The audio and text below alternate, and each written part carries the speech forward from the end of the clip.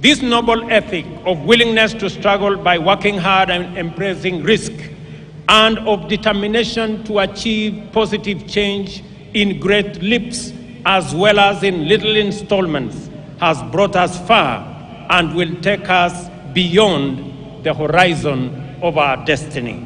Today, I join all Kenyans to celebrate our magnificent collective achievements and the spirit of brave endeavor which inspired them 60 years ago and sustain us today. This celebration speaks to the sustained effort we have invested in perfecting our national mandate of self-government. I will highlight the wonderful ways in which we have stewarded political freedom into democratic maturity, enhanced economic freedom by empowering enterprise, and expanded social freedom by securing dignity.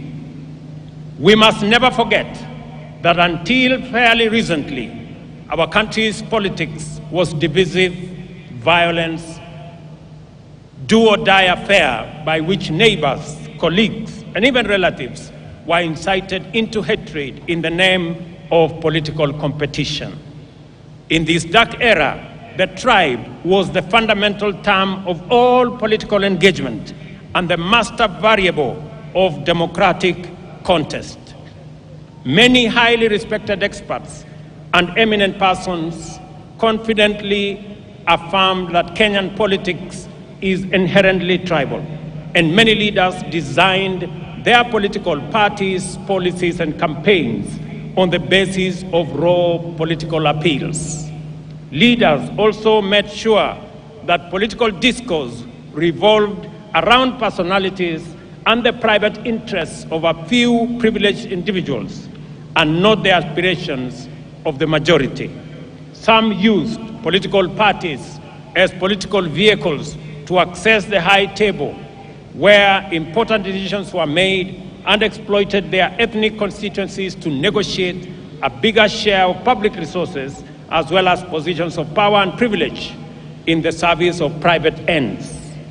For decades, Kenyans understood that this perverse political culture not only defiled our democracy, but also obstructed the spirit of daring and achievement, arresting our collective progress. The people of Kenya, therefore, yearned for freedom from the tyranny of political personality cults, toxic tribal discourse, and the violence they engendered. They desired a more unifying, cosmopolitan framework of engagement which promoted the expression of their shared aspirations, encouraged inclusive negotiations, and a collective means of pursuing them. In the last general election, the people of Kenya finally broke free. The campaign was conducted purely on the basis of important national issues, foremost of which were economic issues. Not only did Kenyans reject the old divisive politics of tribe and tribal chiefs, but they also demanded and interrogated well-considered party manifestos with detailed plans for economic transformation. As a result, although the election was closely contested, it was the most peaceful in the multi-party era in Kenya. And I want to congratulate all Kenyans for being participants in this great feat.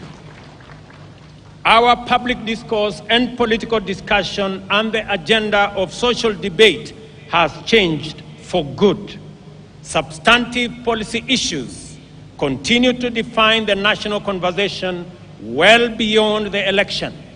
At the moment, there is a robust debate on the finance bill taking place everywhere in this country, in churches, social places, formal and informal workplaces, all media platforms, and busy markets, as well as in urban and rural gatherings. We are truly a trailblazing nation. Many countries struggle in vain to generate a national debate on public financing, taxation, or other policy issues. In Kenya, we have easily sustained intense discourse on the finance bill and the affordable housing policy